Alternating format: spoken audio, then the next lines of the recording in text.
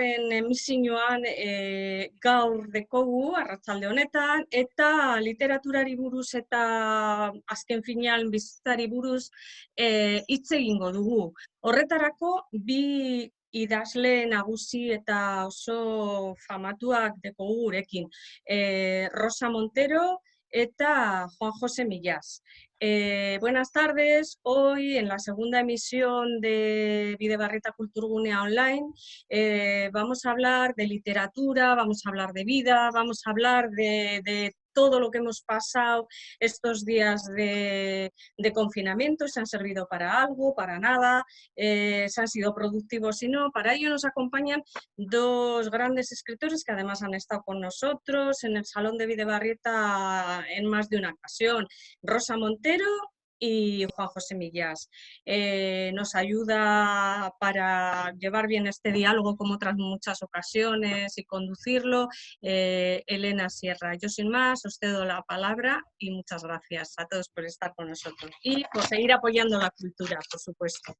Muchísimas gracias por invitarnos y por invitarme a mí a moderar esta cosa tan extraña, que ya no es nada extraña en esto que llamamos nueva normalidad, que es que la gente hable y presente libros y hable de su obra vía Zoom, que ahora es algo habitual. Acabamos de estar hablando, preparando esta historia, de cuánto habéis recurrido vosotros durante este confinamiento a esta nueva realidad, que es la de utilizar la vía del móvil o del ordenador para hacer reuniones, para hacer presentaciones y para hacer entrevistas. ¿La habéis usado mucho estos días? Pues yo muchísimo. Los 2 meses que hemos estado ahí metidos en casa, yo me he pasado todo el día hablando a través de internet. Primero se me ocurrió hacer unos vídeos, unos directos de Facebook, en mi Facebook, 2 a la semana durante 2 meses y he dado, y ha sido muy intenso y maravilloso, pero muchísimo trabajo y he dado una especie como de curso, digamos, de escritura creativa. Pero aparte de eso, he hecho entrevistas, encuentros nacionales e internacionales, casi como 2 o 3 al día durante 2 meses. Así que estoy a ver si ahora quiero cortar un poco, porque es que no paro. Bueno, oye, pues gracias por sumarte a este. Este estaba ya de antes. Teníamos que estar ahí, si teníamos que estar en vivo hoy, ya. Ahí en Bilbao, cómo me gustaría estar ahí. Me encantaría estar con todos vosotros, de verdad. Juan José, y en tu caso, no sé si estabas tan subido a la tecnología y también has llevado esta rutina o es otra cosa lo tuyo. No te oímos, tienes que darle... Abajo, mira, abajo, pon el dedo por abajo. Ahora. Ya, pero yo no toco nada, sois vosotros los que estáis tocando cosas. Yo no toco nada. No, te decía, yo no estoy tan avanzado como Rosa. He tenido un par de cosas y una de ellas fue con Rosa precisamente y tardé media hora en poder conectar, pero todo se andará porque ya veo que esto...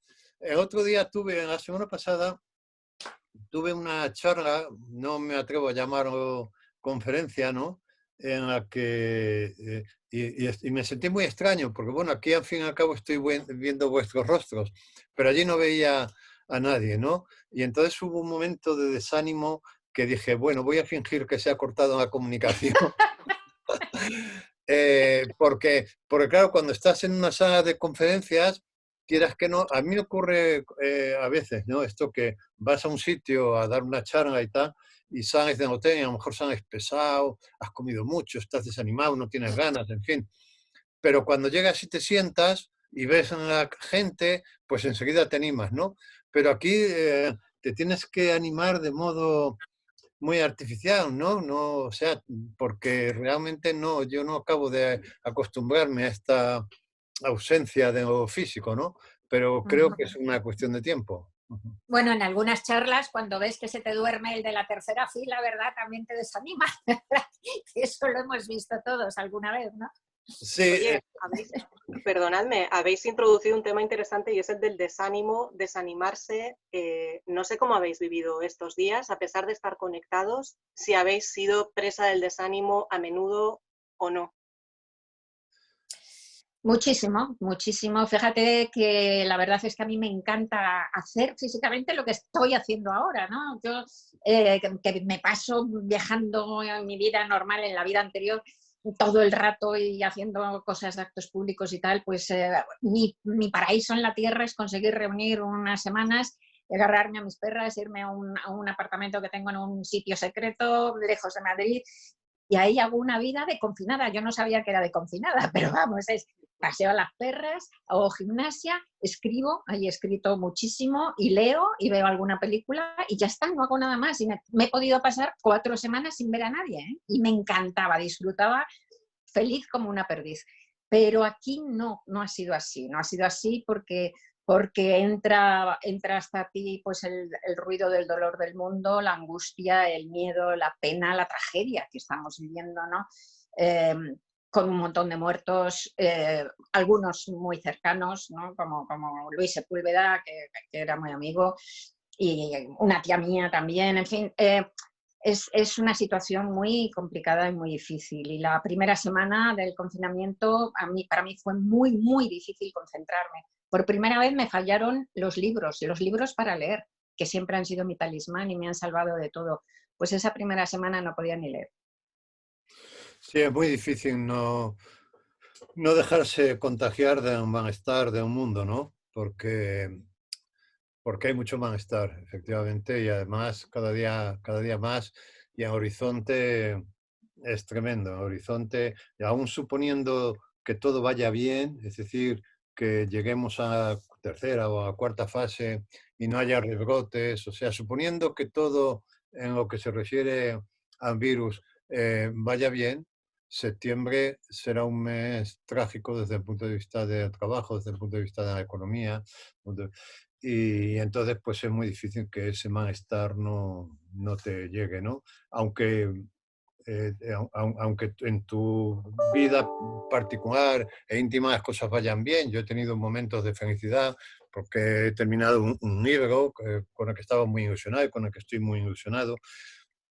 Rosa también creo, contaba el otro día que ha terminado Sí. una novela, pero y yo por otra parte también tengo, yo ahora estoy en Madrid, pero tengo una casa en Asturias en la que me retiro con frecuencia y a veces estoy solo porque no va, porque la familia va más tarde, ¿tá?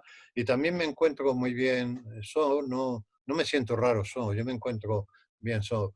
Pero ya digo, esta es una circunstancia muy excepcional porque el panorama es muy apocalíptico. El panorama en general es muy apocalíptico, no solamente el que estamos viviendo en estos instantes, sino el que parece que viene, ¿no? Sí, no, bueno, la crisis económica va a ser brutal, va a matar a mucha gente en todo el mundo, ¿no? Pero bueno, la parte buena es que el ser humano es capaz de adaptarse a todo y creo que conseguiremos adaptarnos a esta nueva normalidad hasta que se normalice más. Y espero también que aprendamos cosas importantes y que enderecemos un poco algunos errores gravísimos que creo que estábamos cometiendo. Al principio de este confinamiento se habló mucho de que íbamos a salir mejores de todo esto. No sé cómo habéis elaborado esa frase tan grande, ¿no? Si sois de los que piensan así o lo veis un poquito más negro que No, yo es. creo que en lo sustancial no, porque los seres humanos hemos pasado por muchísimas crisis más graves, incluso que esta, y en fin, no hay quien nos pare en nuestro camino hacia el precipicio, ¿no? De manera que en lo sustancial no. A mí me gustaría que sí cambiara esto en las relaciones económicas, ¿no? Que nos diéramos cuenta de que no es sostenible, porque esto de virus va en el mismo paquete de cambio climático, forma parte de ese paquete. Y forma parte también del paquete del capitalismo desaforado, ¿no? Ya en 2008, cuando la crisis de 2008, creo que fue Sarkozy el que habló de que había que reinventar el capitalismo y habló del capitalismo de rostro humano, lo que ocurrió es que se deshumanizó, porque desde entonces acá pues hemos entrado en esto del capitalismo financiero, que es una locura, ¿no? Donde el dinero no tiene respaldo de ninguna clase, donde, en fin. De manera que no confío en eso, pero sí tengo cierta confianza en que se haga un reparto más justo de la riqueza, porque yo creo que la única posibilidad de salvación van por ahí, ¿no? Hay riqueza para todos, el problema es que está más repartida. Y ahí sí confío en que se hagan ajustes, aunque sea por puro egoísmo digamos, de los que han acumulado el capital, ¿no? Sí, bueno, yo creo que es una frase demasiado voluntarista y demasiado niquelada y, en fin, no creíble al 100%. Pero soy más positiva que Juanjo, porque no creo que vayamos cada vez más al abismo, que no quiere decir que pasado mañana no vayamos, porque el progreso no es obligatorio. Pero tampoco estamos yendo cada vez más al abismo, me temo, ¿no? Las situaciones históricas suben y bajan, ¿no? Tiene toda la razón en que hay un quiebro social desde la última crisis para acá. No solo no aprendimos nada en la última crisis, sino que hemos empeorado, ¿no? Cosas que se aprendieron en la Segunda Guerra Mundial. En la Segunda Guerra Mundial aprendimos, por ejemplo, después del horror de Hiroshima y Nagasaki, aprendimos a tener miedo a las bombas atómicas. Y estamos ahí en un ten con ten, aunque sigue habiendo las cabezas nucleares y tal, aprendimos a tener miedo a las bombas atómicas. Aprendimos también que no se podía, después del horror de la Segunda Guerra Mundial, después del horror de la posguerra, que fue terrible, económicamente muy dura, pues cuando las grandes multinacionales salieron disparadas en ganancias tremendas, que suele pasar después de una guerra, se dieron cuenta que no se podía permitir esa distancia tan enorme entre la pobreza de la gente y la riqueza. Y se creó el Estado de Bienestar. Aprendimos algo que luego, en la última crisis, hemos desmantelado, el Estado de Bienestar. Ahora tenemos que aprender que no se puede desmantelar, que tiene un coste tremendo, porque tiene un coste de fascistización del mundo también, como está pasando, ¿no? Desde la Segunda Guerra Mundial hasta la última crisis, la distancia entre ricos y pobres cada vez era menor. Desde la última crisis ha empezado a aumentar la distancia entre ricos y pobres. Bueno, yo creo que esta pandemia, que tiene además una cosa muy peculiar, estoy de acuerdo con Juanjo, que no es lo peor que le ha pasado al ser humano, desde luego, pero tiene una cosa súper peculiar. En la Segunda Guerra Mundial, que yo creo que era muchísimo peor vivirla que esto, pero por lo menos había zonas del mundo que estaban libres, aunque era una guerra mundial, zonas del mundo que estaban libres. Incluso imaginariamente podías pensar, si yo me pudiera escapar ahí, si yo pudiera vivir aquí. De esta pandemia no hay escape. O sea, es algo tan verdaderamente global, es invisible y absoluto, ¿no? Este enemigo. Y eso sí que da una sensación de fragilidad extrema y única, ¿no? De alguna de las maneras. Y yo creo que se pueden aprender cosas que vamos a aprenderlas, no sé cuánto durará, a lo mejor lo mismo que el Estado de Bienestar, 3 décadas, 4 décadas, pero que vamos a aprender cosas. Por ejemplo, cambiar la economía, desde luego, pero en el sentido además de que el sistema económico no puede estar regido solo por la ganancia, porque eso lleva a disparates tales como que, por ejemplo, haya países que se dediquen al monocultivo perdiendo la biodiversidad, o que todo Occidente delegue la fabricación de mascarillas a los países asiáticos porque se ahorran unos céntimos en las mascarillas, y así ha pasado lo que ha pasado, ¿no? Eso es un disparate tan grande y tan claro que yo creo que en eso va a haber cambios. Yo creo que también lo mismo que se inventó, como decía, lo del Estado de Bienestar, pues yo espero que dentro de 6 o 7 años se consiga la renta básica universal, por ejemplo, ¿no? Y cosas así. Desde luego, más respeto al medio ambiente, no volver a tener 230.000 vuelos al día como hemos tenido antes de la crisis. No puede ser. No puede ser. El planeta ya no puede soportar tener 230.000 vuelos al día. Cosas así. Además, no hacían falta. Ahora nos damos cuenta de que no hacían falta. Muy bien visto. No hacían falta. Pues eso nos está demostrando hasta qué punto estábamos viviendo por encima de nuestras posibilidades.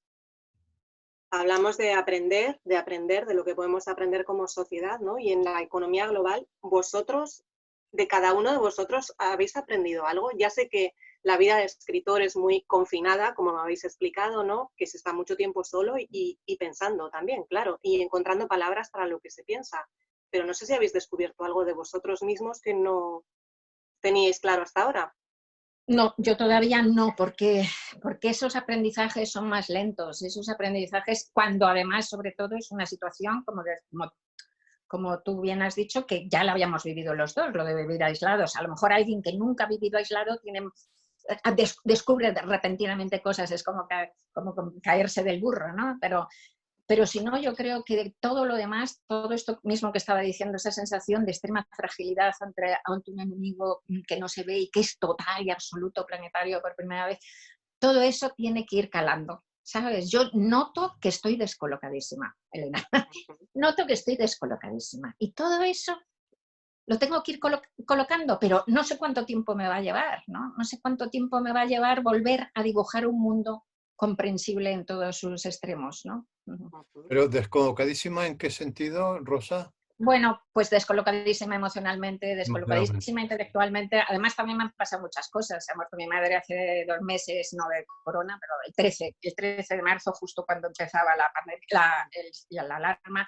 Y no he podido ni siquiera empezar el duelo con esta situación tan anómala. Ni siquiera he podido empezar el duelo. Entonces, tengo una sensación de estar viviendo sin poner los pies en el suelo, extraordinaria, como si la Tierra estuviera girando mucho más deprisa de lo habitual y yo estoy ahí como que no llego, ¿sabes? Así que a ver si va parando un poco el planeta y voy colocando las ideas y las emociones. Ya. ¿Y tú no sientes eso? Yo yo me he pasado la vida, yo digo que yoyeando, en el sentido de que he cambiado mucho de yo, ¿no? Porque siempre imitando desde la adolescencia, imitaba a los personajes de las películas, a los personajes de la novela. Y yo tengo la impresión de que está como surgiendo entre todos esos yoes un yo que es mucho más paciente, que es mucho más tolerante, y que seguramente tiene que ver con, con la observación que he hecho mucho de mi familia, de mis hijos, de lo bien que lo han llevado mis hijos, de lo bien que lo han llevado mis nietos. A mí me ha sorprendido porque yo pienso que a lo mejor en mi juventud yo esto no habría llevado tan bien como lo han llevado ellos, ¿no? Y entonces sí siento que hay un yo por ahí que está naciendo, que todavía está asomando nada más que la coronilla, ¿no? Y que tiene que ver que tiene que ver con un yo que es más paciente, que es más tolerante, que acepta mejor las limitaciones, que acepta mejor la muerte como una experiencia incluso, ¿no? Porque estamos viendo la muerte tan cerca y que piensa en su propia muerte. Yo sí tengo la impresión de que hay dentro de mí un yo nuevo, un yo que está todavía por salir, pero que todavía no ha salido, ¿no? Y que tiene que ver con el ejercicio de todas estas, para mí, virtudes, ¿no? Que es la paciencia, la tolerancia, cierta resignación, quizá la piedad también, piedad por mí mismo y por el mundo, ¿no? Y creo que eso es, que ese yo no había permitido, creo que eh, el vértigo de la vida diaria no me permitía salir, ¿no? Sí. Tengo esta Muy bonito impresión. lo que dices. Y yo no sé la verdad. El sentimiento de la muerte lo he tenido desde siempre. Creo que, entre otras cosas, escribo para intentar perder el miedo a la muerte. Creo que también he conseguido bastante perder el miedo a la muerte, libro a libro, año a año quizá. Y el sentimiento ese de la empatía universal también lo he tenido, ¿no? La verdad es que, no sé, creo que es de lo que me siento más orgullosa, que soy capaz de sentir hasta, no sé, la plantita de un tiesto que se está secando me pega un pellizco. Digo, pobre plantita, ¿qué se te estará pasando? Es un poco casi de niña pequeña, ¿no? De animar el mundo. Pero sigo sintiéndome, como te digo, muy, muy desconcertada y muy poco puesta sobre mis pies. Y luego tú dices, si hubiera sido, que hubiera tenido la edad de mis hijos y tal, si hubiera sido más joven, no sé si lo hubiera llevado mejor. Yo creo que esta época es fatal para nuestra edad. Juanjo, para nuestra edad y para los de 14 años. Yo creo que son las dos épocas peores, para los de 12, 13, 14, 15 años, porque esa edad es importantísima, cada año, cada minuto es un siglo y además se descubren cosas, suelen estar enamorados, si no ven a su chico o su chica, el compañero que están enamorados platónicamente, en 2 meses se mueren. Eso es tremendo. Y para nosotros, que estamos ya en la edad, como yo digo, de los perros, en donde cada año que pasa es como 7 años, como los de los perros. A mí me parece que es horroroso. O sea, empiezas el confinamiento, empieza la pandemia, en mi caso, con 69 años y puede que termine con 70 y tantos, ¿no? Cuando termine esto. ¿Volveré a tener rollos sexuales? O sea, es que no lo sé, ¿no? Entonces yo creo que estamos en la edad peor. Tener paciencia en nuestra edad, eso sí que tiene mérito, fíjate. En nuestra edad y en los 12, 13 años. Gran mérito para esas dos edades. Vaya, vaya, cómo lo pinta Rosa. Claro, todo esto cuando asiente va a tener un reflejo en la literatura, aunque no se quiera. Ocurrió con la crisis del 2008 también, ¿no? No había por qué hablar directamente de ella para que impregnara muchas de las historias que hemos podido leer después, en estos años. Exacto. Claro, esto lo veremos en algún momento. ¿Creéis que...? Bueno, no creéis. A mí me ha llegado ya una novela de un autor colombiano, que además la tengo por aquí, porque va a salir en Destino. Bueno, no sé dónde la tengo, es que la debo de tener por aquí, qué pena. Bueno, y que es una novela de un autor colombiano que vive... espera, que voy a hacer un intento. Que es un autor colombiano, no sé dónde está, que vive en Corea, en Corea del Sur. Y entonces cuenta la vida cotidiana con el virus, ¿no? Y es una novela corta que está bien porque es como una especie de diario de vida cotidiana. Y me han mandado porque pensaba la editora que me conoce, que conectaría con mis gustos. Y sí, me ha gustado. Ahora, yo creo que yo no tengo ninguna prisa, ni por hacer algo relacionado con el virus, ni por leer cosas relacionadas con el virus. Creo que irán llegando, pero que no necesariamente las más inmediatas serán las más interesantes, porque yo creo que esto necesita una digestión lenta, ¿no? Pero en fin, pero sí, ya te digo, esto que me ha llegado está bien, ¿no? Pero no tengo ninguna prisa, insisto, ni por leer cosas relacionadas con el virus, ni por escribirlas, ¿no? Ya, esto hay que dejar, tenemos, igual que las experiencias individuales, necesitamos tiempo para digerirlas y para luego llevarlas al papel, la sociedad es un individuo que también necesita digerir las cosas. Y yo creo que las prisas para esto no suelen ser buenas, ¿no? Salvo excepciones. Completamente de acuerdo. Estoy, vamos, apoyo al 100% lo que dices. Oye, ¿y está editada ya en papel y todo? La novela esa que te he mandado. No, va a salir... ay, qué pena, ¿no? Va a salir esto dentro de... No te preocupes, déjalo. Esta imagen está muy bien. Es el escritor intentando encontrar algo. Bueno, es que así es la vida, ¿no? Desaparece, rebusca. Claro, bueno. El autor se llama Solano, sí, es un autor colombiano muy conocido, ¿no? Y entonces la particularidad es que es un autor colombiano que está en Corea. Entonces Corea es un país, Corea del Sur es un país súper curioso, es muy curioso. Debe ser rarísimo, sí. Es muy curioso. Y entonces, claro, es la vida de este hombre circulando por calles, cruzándose con el virus, ¿no? O sea, quiero decir que él va por aquí, el virus va por aquí y va cruzándose. Y claro, como el virus es una amenaza metafísica porque no se ve, pues está muy bien porque no ha intentado cargar en la situación, no. Él cuenta, pues eso, va a un restaurante, que da. Luego tiene esta cuestión fantástica que tienen los coreanos de la tecnología, ¿no? que están todos controlados, que está todo mucho más, tienen aplicaciones por las que saben el grado de peligrosidad de la gente con la que te cruzas, ¿no? Este ha tenido el virus, este no ha tenido. En fin, es lo primero que he leído así de llevar, y que te digo, está bien, ¿eh? Me ha gustado y de hecho creo que el domingo seguramente hablaré, como lo comentaré en la radio, ¿no? Pero, insisto, yo creo que las prisas aquí no son buenas, que sobre todo cuando hay una cosa oportunista, ¿no? Claro, claro. En este Totalmente de caso yo acuerdo. creo que no hay una cuestión oportunista, sino que ha salido la necesidad de hacerlo, ¿no? Pero seguramente habrá mucho oportunismo de aquí a ver quién es el primero, ¿no?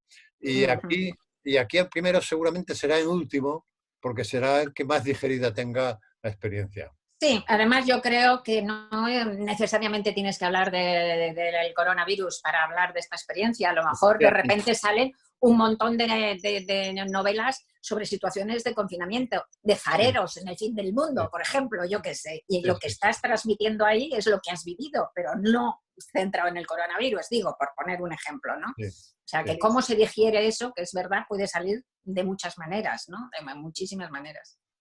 Antes de haceros otra pregunta, se me ha olvidado decirle a la gente que nos está viendo que puede mandarnos alguna pregunta si quiere, no al chat, sino a la pestañita de preguntas que hemos puesto ahí. Y siguiendo con este tema, os pregunto también, ¿hay autores que dicen que han estado paralizados en lo creativo durante el confinamiento? Otros que no. Y además, bueno, ya vemos que incluso escribiendo sobre el virus. ¿Cuál ha sido vuestro caso? Bueno, yo me adelanto. Yo he estado muy activo porque en los primeros días del confinamiento terminé un libro cuyo material ya tenía, afortunadamente, un material ya lo tenía, y entonces incluso diría que egoístamente me vino bien porque me concentré mucho. Luego, pasado ese momento, tuve un momento, yo suelo decir que cuando terminamos un libro, los escritores nos quedamos a la intemperie. Es como, escribir un libro es como tener un apartamento secreto en la ciudad al que tú vas todos los días y te recluyes allí 2, 3 horas en una especie de adulterio y nadie sabe dónde está ese apartamento, nadie sabe, y tú vas todos los días ahí, las horas que sean, ¿no? Cuando lo terminas, cierras y tiras la llave y te quedas a la intemperie hasta que empiezas otro libro, que es otro refugio, ¿no? Entonces yo estuve en esa situación de intemperie, pero claro, el grado en el confinamiento mismo me hizo recordar una idea antigua que tenía, que notas y tal, y de repente me puse creativo otra vez. Y entonces he tenido la suerte de que estoy francamente muy creativo. Esto es un misterio, cuando uno está creativo y cuando no se sabe a qué se debe, ¿no? Sin embargo, tengo más dificultades para concentrarme para leer. Me concentro mejor para escribir que para leer. Para leer estoy pasando una de esas épocas en que no encuentras nada que realmente estoy acudiendo a relecturas, a lecturas, y yo creo que no es por... Había un aforismo de Lichtenberg que a mí me gustaba mucho que decía que cuando un libro y una cabeza chocan y se oye un ruido hueco, la culpa no es siempre del libro, ¿no? Pues yo estoy chocando, o sea, se está oyendo un ruido hueco, pero yo creo que la culpa es mía, que no tengo concentración suficiente para leer. Es decir, estoy leyendo cosas y tal, pero no estoy leyendo con pasión. Del mismo modo que estoy escribiendo con pasión, no estoy leyendo con pasión, ¿no? Y eso me molesta. Sí, pues yo la verdad es que había terminado la primera, vamos, un borrador avanzado de mi última novela, pues como 3 semanas antes de la pandemia, y lo tenía precisamente en la nevera porque hay que apartarse y olvidarse para hacer la revisión final, ¿no? Entonces, cuando vino la primera semana, como te digo, de la pandemia, pues no podía eso ni leer, ni escribir, ni nada. Pero, bueno, de hecho, además, como yo sigo escribiendo los artículos del País, que es obligatorio, claro, tienes una fecha de cierre y de entrega, pues el primer artículo que tuve que escribir esa primera semana que estaba con la cabeza agujereada es que fue una pesadilla, porque es que no me podía concentrar, ya digo, esa primera semana ni leer, ni escribir, ni nada de nada.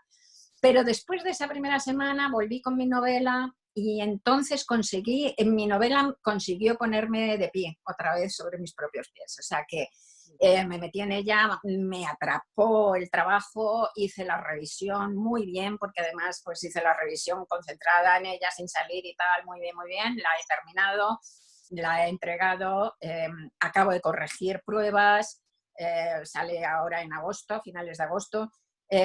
Y la verdad es que esa parte me ayudó muchísimo. Como dice Juanjo, la escritura me ayudó muchísimo a volver a poner un poco mi vida en pie.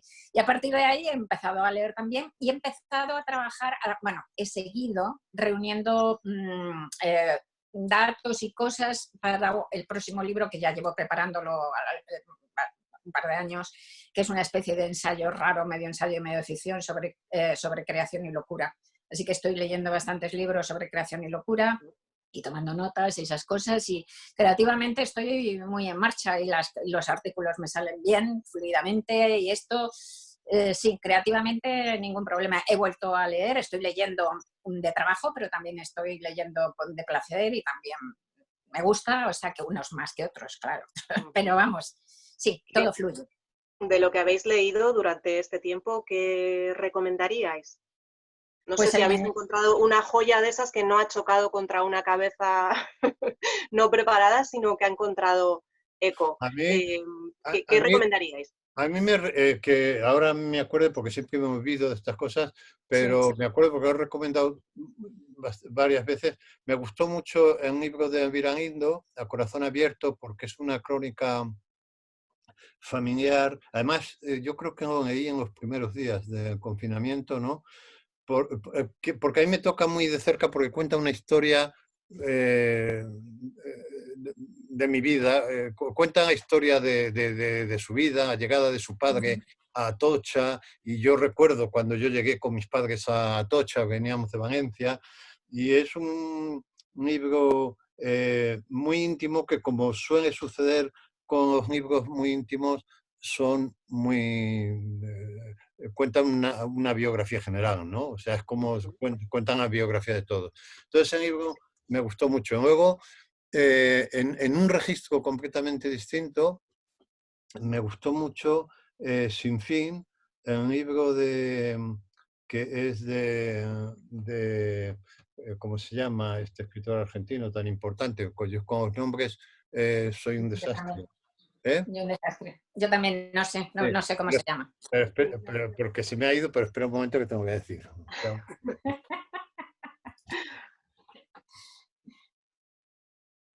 Mientras, Rosa, por si tardan pues en encontrarlo. yo tengo un libro que lo estoy leyendo ahora, que es maravilloso y que recomiendo vivamente, que es El infinito en un junco, de Irene Vallejo. Maravilloso. ¿Lo has leído, Elena? Bueno, pero lo tengo entre mis futuras lecturas, porque he oído maravillas, además gente muy distinta. Absolutamente absorbente, maravilloso. O sea, maravilloso, Perdón, que ya estoy aquí. Sí, dinos. Bueno, el autor de Sin Fin es Martín Caparrós. Ay, joder, qué maravilla. Claro, ha escrito un libro muy curioso, que es de ciencia ficción. No es de ciencia ficción, bueno, por poner una etiqueta, en la medida en que pasa en el 2070, creo, pero cuenta todo, habla sobre el deseo de inmortalidad, ¿no? Es un libro, digamos, más de pensamiento, ¿no? Más filosófico, muy interesante. Y en cuanto al de Irene Vallejo, yo tengo el orgullo de que escribí un artículo sobre él en la columna del País, en la última página del País, porque me dejó deslumbrado. Deslumbrante, ¿verdad? Es deslumbrante, es un libro deslumbrante. Claro, porque es un libro de un rigor, digamos, académico enorme, por entendernos, pero... De un vuelo poético, de un vuelo literario. Claro, pero hibridado de narratividad, ¿no? En arranque yo recuerdo, no olvidaré nunca, cuando leí en la primera página en la Casa del Libro, en la Gran Vía, y lo abrí, que cuenta los hombres a caballo, ¿no? Los hombres a caballo en la Edad Media, sí. estos hombres que van a caballo recorriendo Grecia y los campesinos se asoman a las puertas aterrados porque los hombres a caballo siempre es dan miedo, son saqueo, peligrosos. violación y tal, Sí, y sí. estos hombres a caballo lo que buscan son libros, ¿no? Es, Libros y manuscritos, ¿no? Eran anteriores, sí, sí, sí. leí Bellísimo, esa primera bellísimo. página y ya, claro, me lo llevé y cada página era un asombro decir, pero ¿cómo ha hecho? ¿Cómo ha conseguido esta conjunción, ya digo, de rigor Y cómo académico? puede escribir también, es que tiene Muy bien. imágenes maravillosas, es que vuela, el libro vuela, y es un libro así de gordo, así que recomiendo a todo el mundo que se lo lea, Es Vale. magnífico. Sí, sí, verdaderamente. Oye, pues tengo así, una pregunta. Nos mandan una pregunta para Rosa. Rosa, siempre dices ni pena ni miedo como Raúl Zurita, pero ahora yo confío en la vulnerabilidad sentida por la gente, que es, bueno, por parte de mucha gente, para que las cosas cambien y se refuerce la sanidad y se consiga una renta básica. O sea, que sentir ese miedo y esa vulnerabilidad nos puede llevar a un mundo un poco mejor. Esa es la pregunta. Sí, el miedo es una gran defensa para el ser humano. El miedo precisamente es un arma defensiva, ¿no? Nos advierte de los peligros, nos pone además el organismo, nos mete chorros de adrenalina y nos permite pues, salir corriendo. El miedo es magnífico. Lo que no podemos es enrocarnos en el miedo. Lo que no podemos es hacer del miedo un nido y convertirlo en algo que sea paralizante, que sea patológico y que sea absolutamente, pues eso, morboso, enfermizo, destructor, que también puede serlo si se convierte en algo patológico, ¿no?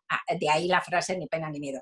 Pero no puedes prescindir del miedo en la vida, porque el miedo, como digo, es una grandísima defensa. Entonces, este miedo bien manejado, pues por supuesto que nos puede hacer mucho bien, pero el miedo mal manejado es el que lleva también el que hizo crecer el nazismo, o sea, cuidado con el miedo. El miedo hay que manejarlo muy bien, efectivamente. Entonces, cuando yo lo tengo tatuado aquí, ni pena ni miedo, pues es el miedo malo, ¿no? Es el miedo malo que te impide efectivamente tomar decisiones libremente y ponerte en marcha, ¿no? Un miedo que, por cierto, en uno de los libros que yo he leído estos días, dicen que surge del aislamiento también. Quiero decir, el aislamiento, no estar en contacto con personas, nos lleva a tener miedos que teníamos más o menos controlados hasta entonces y nos llevan a diferenciarnos del otro, a tener miedo del otro y a crear barreras donde no las había. No sé, en mi caso no ha sido así, pero sí puede ser, depende de la estructura. Ya te digo que yo es que estoy muy acostumbrada a estar sola, muy acostumbrada y que me gusta, ¿no? No sé, yo estoy admirada de todas maneras, yo que he tenido, soy hiperangustiosa, de María Angustias, ¿no? Y tuve hasta los 30 años ataques de angustia, pues yo estoy maravillada de que toda esta situación no me despeine en ese sentido, en el sentido de la angustia, no de la angustia normal, lo que entendemos por angustia, por supuesto, ¿no? ¿Cómo no vamos a estar angustiados ante la situación? Me refiero a la angustia clínica, ¿no? A la angustia patológica, a las hiperventilar, a que te sientas que te asfixias, a que todo eso que a mí me ha pasado montones de veces en mi vida, pues la verdad es que ahora no me está arrojando, cosa que es increíble, pero que pienso que puede haber a mucha gente a la que le pase, sí. Uh-huh. Y ya para ir terminando, vamos a volver casi al principio. Hemos hablado de crisis, hemos hablado de lo que está por venir, también de que tenéis los dos novela terminada y de hecho tú, Rosa, con fecha de publicación en agosto. No sé tú, Juan José, En si tienes septiembre. En septiembre. septiembre. Claro, esa ha sido una incertidumbre enorme para los escritores, ¿no? No solo lo que ha quedado aplazado, sino cómo esto podía afectar al ritmo de publicación de Sí, vuestras claro. nuevas obras. Yo la verdad es que lo lamento muchísimo por la gente que sacó un libro en febrero, marzo y tal, en estas fechas, porque son libros que que no han tenido tiempo para abrirse camino, ¿no? Y entonces, claro, pienso, claro, es tremendo, porque un libro te lleva 2, 3, 4, 5 años de trabajo, pero mínimo 2, o mínimo, o en el caso extremo 1, no hay libro que lleve menos de un año. Y entonces, de repente, sacaron en un momento en donde la realidad se paraliza, las librerías se cierran, ¿tá? Me siento una lástima enorme por esos libros y yo me voy a hacer con todos ellos para, para paliar un poco el Le ha desastre. pasado a Elvira Lindo le pasó, le ha pasado a Nuria Barrios con su novela también, vamos, han sacado ahí un montón de libros que se han quedado como tirados, pobrecitos. Pero fíjate, yo pobrecitos. pienso que Elvira, por ejemplo, todavía cogió los primeros días antes del confinamiento y luego supongo que el de Elvira, como es una autora además muy conocida, quizá ha funcionado bien a través de los canales de internet y tal, pienso, pero hay otros libros que les ha costado más defenderse. Hay libros que les cuesta mucho defenderse y que necesitan un espacio y necesitan tiempo y todo eso, desde el punto de vista de los autores, Es es tremendo. es tremendo, es tremendo, es tremendo. ¿No? Es como tener un hijo sin rostro. Ha nacido, pero si no tiene rostro, ¿no? Sí, Y, tremendo. y luego es un desastre desde el punto de vista de todo el circuito, desde el punto de vista de los libreros, desde el punto de vista de los editores, desde el punto de vista de los distribuidores, ¿no? Es un desastre de una magnitud tremenda, porque es un circuito pobre. El circuito de los libros es un circuito pobre. Aquí nadie se enriquece, ¿no? No, Es un no, por supuesto. circuito en el que todos vamos, el autor, el editor, el distribuidor y el librero, somos 4 instancias que vamos todos en el mismo barco, pero todos somos pobres. Nadie se forra, no es un negocio como yo que sé, el de los automóviles o de que no, esto es un negocio modesto, ¿no? Y entonces yo creo que ha sido un desastre para todos, ¿no? Sí. Ya Vamos a ver, vamos a ver. ya que ha salido este sector, para este sector es un desastre. Vamos a ver qué pasa. Sí, todavía los libros pueden salvarse, pero en el sector de la cultura, por ejemplo, de teatro, de músicos Bueno, y tal, claro, ya que están machacados. Esos vas ahí, machacados. claro, vas ahí y Esos además machacados. porque los escritores, bueno, no todos, o sea, yo es que claro, esto también muchas veces pienso, ¿no? Antes dábamos conferencias, ¿no? Pues una conferencia a un escritor le podía arreglar en un mes.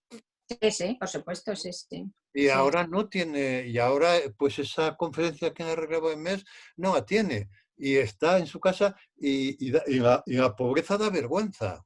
Sí, sí. A la gente le da vergüenza ser pobre cuando las cámaras van a las colas estas de la gente que va a coger una bolsa de alimento de una ONG o de una asociación de vecinos, la gente vuelve la cara porque la pobreza da Pobrecitos, sí, vergüenza, ¿no? sí. Hay gente que no va a las colas no teniendo de qué comer por vergüenza. Y a mí esto En me fin. pone los pelos de punta, ¿no? Porque ese circuito para los escritores es muy importante, el de las conferencias, ¿no? Y en fin, en fin, es una desgracia, no quiero abundar en ello, pero es un desastre, es un desastre. Pues Perdón. sí, y vamos a ver qué va a pasar con nuestros 2 libros si los tiramos por el acantilado Claro, también. no, el otro día yo tenía una conversación con mi editora y me decía, oye, yo supongo que tendréis un olfato suficiente como para ver que si no es momento, no lo saquéis, porque claro, sí, espero que no me toque, pero esto puede pasarnos, Rosa, porque... Sí, claro, por supuesto. Evidentemente, evidentemente. Ay, qué pena. Oye, ya Oye, para ir terminando. siento Ah, haberme puesto así. ¿Qué? no, bueno, como para no. Ay, joder, ahora se me ha ido el hilo. Esperad. Bueno, claro, para seguir un poco por este lado y si no queréis contestar o si nos estamos metiendo en aguas profundas y muy tristes, lo dejamos. Oye, cuando oís que en el mundo de la cultura, que esto se ha oído durante estos días, hay mucho subvencionado, da la impresión de que todos sois ricos, de que todos vivís de ayudas públicas. Hay una parte de la población que ha estado expresando esto. Sí. Y yo lo oigo y me hierve la sangre. Digo, hay trabajadores en el mundo de la cultura como en cualquier sector, ¿no? Pero hay una idea que pulula por ahí como de que en realidad... Sí, bueno, es ignorancia, es simplemente ignorancia. Ven a cuatro que salen en televisión, confunden el salir en televisión primero con tener dinero, porque ni siquiera los 4 que salen en televisión es que nadan en la abundancia, pero creen que eso, como vivimos en este mundo como del famoseo y de la la misión, ¿no? Los medios y tal, pues se creen que son gente... Pero en realidad el mundo de la cultura, como digo, está hecho, como estábamos diciendo, está compuesto por montones y montones. El 99% de la gente vive de una manera muy precaria, porque además no están dentro de los acuerdos sociales normales. Por ejemplo, los actores. Pues los actores no tienen el régimen no me lo sé muy bien, pero el régimen se les contratan por obra, pero no tienen continuidad. Entonces, ahora con la crisis no tenían ERTES ni tenían nada, no tenían nada. Gente que vive al día, que no tiene para comer si no hace algo, ¿no? Entonces, que quieran pedir, que es lo que reclamaban simplemente, que les metieran en las medidas excepcionales y tal y cual, pues eso se creía la gente, alguna gente se creía que era Almodóvar pidiendo subvención para una película. Entonces es tal ignorancia que a mí ya no me cabrea, me entristece, ¿no? Me entristece que la gente sea tan cerrada y tan incapaz de ver más allá de sus prejuicios, y que eso además sea en detrimento del sufrimiento de la inmensa mayoría de los trabajadores de la cultura, que son gente que en general, como ha dicho bien Juanjo antes, lo pasa bastante cortito económicamente, muy cortito a veces, muy corto económicamente. Sí, aquí la gente aquí no llega para hacerse rica, aquí la gente llega por vocación, ¿no? Y entonces, bueno, pues esto Rosa y yo llevamos muchos años, que tenemos la suerte de que hacemos periodismo también, ¿no? Que somos un poco todoterrenos, ¿no? Y pero Y bueno, excepciones. aquí hay muy poco esto es muy pequeño, este mundo es muy pequeño y hay muy poco para repartir. Entonces la gente que piensa que, en fin, que nadamos en abundancia y todo esto, no, esto es porque ven esto que dice Rosa, ¿no? Ven esto del cine, que el cine siempre ven los Goya y, en fin, tiene mucho glamour, pero hay mucha gente que está asistiendo a los Goyas que está rezando porque le llegue un contrato, porque le llegue un guión. No, esto es Y con todo. la ropa prestada, van a Claro, los Goya, porque no tienen ni para llevar ropa, vamos. esto es todo muy pequeño y aquí estamos en fin, por vocación y quizá porque somos ineptos para otra cosa, ¿no? Pero vamos, no, es muy pequeño todo esto y hay gente que lo está pasando muy mal en estos momentos, muy mal. Sorprendentemente. No más toda la gente de alrededor, perdón, te quiero decir, los acomodadores, las sastras, los electricistas, es que el mundo de la cultura es un mundo de trabajo con un mogollón de gente que trabaja, que no es el glamour, joder, dale. Sí. No, sorprendentemente nos hemos tirado todos al mundo de la cultura desde antes de que se dijera que nos confinábamos. Quiero decir, todo el mundo estaba recomendando series, libros, música, películas, dónde conseguirlas. Se han ofrecido gratis en muchas plataformas y en muchas editoriales, autores. Bueno, nos hemos tirado de cabeza a algo que debemos de pensar que surge como de la nada y sin esfuerzo ninguno, ¿no? Es curioso esta contradicción, es muy nuestra. Sí, y luego no se aprecia. Yo regalé un libro de artículos que no tengo, nadie tiene el contrato, o sea, es mío, es un libro que está muerto en la calle, digamos, y entonces lo pude regalar porque tengo todos los derechos y tal, y se descargó muchísimo y esto. Y luego después leí una carta de Antonio Méndez, de la librería Méndez, que salió al País, en contra de lo de regalar y tal.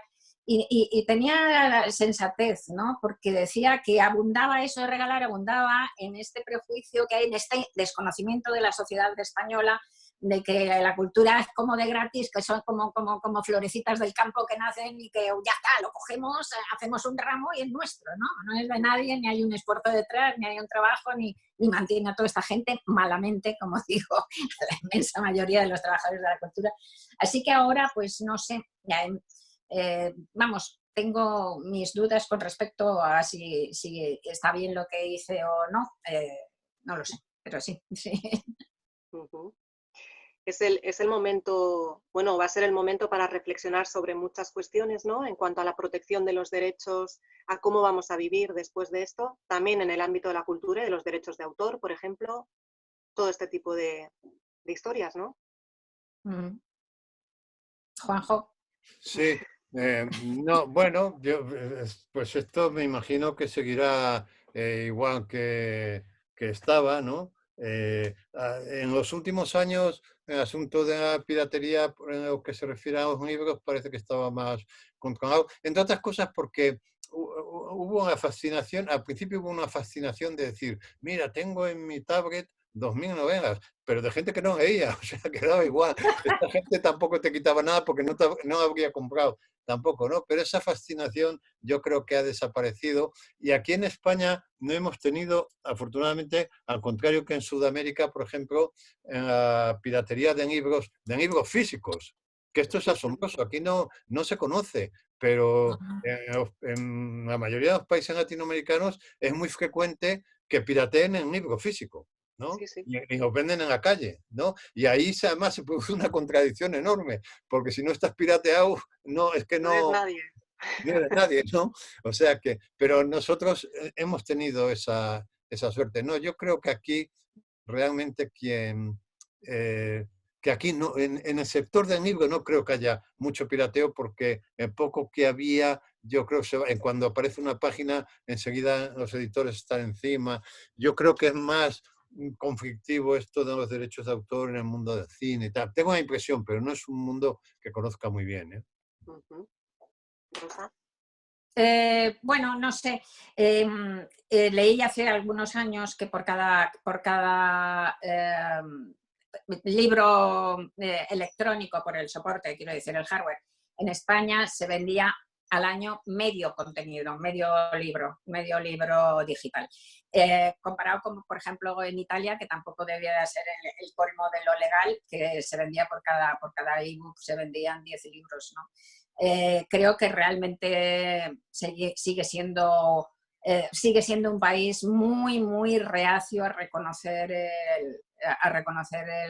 la propiedad intelectual, verdaderamente muy reacio. Pero tú quieres decir, Rosa, que se venden, este es un dato, por ejemplo, que yo no conozco, que se venden, que no hay proporción entre los libros electrónicos y los contenidos que se compran para esos libros electrónicos. Exacto, en otros países se compran muchísimo más. Tengo con Italia, con Francia y con Alemania y tal, son muchísimo más altos todavía, ¿no? Y en España, pues ya tengo que es un dato de hace 3 años o así, pues se vendía solo medio libro electrónico por ebook. O sea, que la gente directamente se los descargaba por el morro. Y a mí me han llegado en mi página de Facebook, por ejemplo, me ha llegado con una inocencia de estas, lo que indica cuál es el caldo, ¿verdad?, de pensamiento general. Me han llegado a decir, oye, ¿dónde me lo...? Una última novela mía, preguntarme, ¿dónde me lo puedo descargar gratis? O sea, que es el colmo, ¿no? Claro, porque además no hay conciencia de que eso no se debe hacer, ¿no? Claro. Claro, ¿no? Entonces y si no hay, en esto como en otras cosas, nuestros políticos sucesivos de los diversos partidos y tal, no lo han tenido nada claro ni lo han hecho bien ninguno, creo yo. Entonces, no lo han cogido por los cuernos, han tenido miedo. Yo creo que son políticos muy poco metidos en el mundo digital y entonces eso les ha hecho tener más miedo al mundo digital y a los trolls y a todos, que en realidad son 4 y no atreverse a enfrentarse y tal. Entonces, pues yo tengo un amigo que es profesor de universidad y que se fue a dar clase durante un año a Alemania, a una universidad, no me acuerdo en dónde, en Hamburgo, no me acuerdo. Iba con un hijo de 14 años, entonces pues regresaron a España y le llegó una multa de 3.000 euros al padre por descarga ilegal del hijo. El hijo se estaba descargando allí películas, a la primera que se descargó ilegal le mandaron un cartel diciendo, cuidado porque te vamos a empurar. No Esto a la me segunda. Contado, sí. Me han contado también de Estados Unidos. Sí, pues es que se hace, claro. A la segunda le volvieron a avisar y a la tercera le metieron 3.000 euros de multa. O te cortan la conexión. Y además te persiguen y te vas a Madrid y te lo mandan hasta Madrid. O sea, pues es que hay que hacerlo. Es que hay que hacerlo. Si no, ¿cómo lo vas a sostener esto? Pues, pero no tenemos voluntad aquí. Parece que no hay voluntad de defender la protección. Entre los muchos ejemplos que nos ponen de legislaciones en el extranjero, esta nunca se menciona, ¿verdad? Claro. Esta es una de las que no se toca. Claro. que es lo O que sea te que- decía yo antes, que es un sector, el sector de la cultura en general es un sector muy abandonado, ¿eh? Eh, y es muy necesario, ¿no? Porque fíjate, eh, ahora mismo, por ejemplo, la gente, cuánta cultura está consumiendo, ¿no? Tanto Pues en la eso es lo que televisión. decía Elena, sí, sí. Sí, pero bueno. Pero bueno, ujú. Eh, bueno, pues esperad que estoy aquí. Ya he vuelto. Oye, os agradezco muchísimo que hayáis venido de esta manera, que hayáis venido desde Madrid, además, que Sí, es un sí, sitio sí. que está todavía en una fase diferente. Os lo agradecemos mucho. También mucho a Gracias. la gente que nos ha estado viendo en directo o que nos va a ver después, porque estas son las maravillas de la tecnología. Sí, Y nada, mucho ánimo a los sí. dos, No, Sí, a sí, todos. no, sí, Ánimo a a todos. todos, a no, todos, a todos. no, yo he estado un poco bajo, es que me tomo un ansiolítico hoy, y entonces está un poco Ah, bajo. Pero sí, no, yo estoy animado y mando ánimos a la gente y saldremos de esta y no hay que hundirse en, en la miseria, ¿no? En fin, estamos, no. y cada uno en su casa. Mira, el otro día escribí, he mandado he mandado al periódico un texto comentando una foto que mira, la voy a enseñar, porque la tengo aquí, porque aquí os guardo aquí esto. Yo creo que se verá, ¿no? ¿Se Más ve? arriba, más arriba. Ah, sí, sí, sí, sí. Fantástico, sí. Ahora ¿Veis? un poquito más abajo. Antonio, de Ujú. Antonio, sí, sí. De Antonio ¿Veis? López, perfecto. Entonces, Sí, Sí, yo es leí una eso. imagen, es una fotografía que sabéis que yo hago en el País Semanal, comento una sí, sí, fotografía, ¿no? Y Ujú. sí, entonces, claro, esta fotografía me parecía estupenda. La he mandado hoy, mira, por eso lo tengo a mano, ¿no? sí, Porque fijaos en la posición de este hombre, que sí, es un viudo de, sí, de 84 años, que quizá no puede con su cuerpo, está apoyado así, ¿no? sí, Pero mirad la paleta cómo la sostiene, ¿no? sí, sí, sí, sí, sí, ¿Eh? genial, Y sí. ese modo de sostener la paleta es un modo, yo digo, de rebelarse contra el cosmos, ¿no? Entonces yo digo que todos, aunque no podamos con nuestro cuerpo, deberíamos sostener nuestra paleta con esa firmeza, y si cada uno nos dedicamos con esa contumacia a hacer lo que sabemos, las cosas, el mundo mejorará. Ujú. Ole, muy bonito. Muy bien. Dejemos ese pensamiento tan bonito como cierre.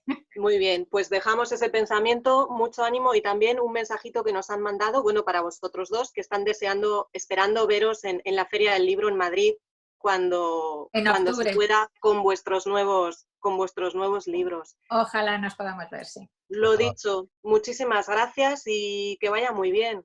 A Va. vosotros, Un A gracias. beso. otra, que espero que pueda ser presencial. Ojalá, ojalá. Montones de besos. Bueno, Elena, un Besos, beso. queda cariños. Cuídate. Besos, besos. Hablamos. Chao, chao, agur, hasta cuidados. Chao, luego. chao.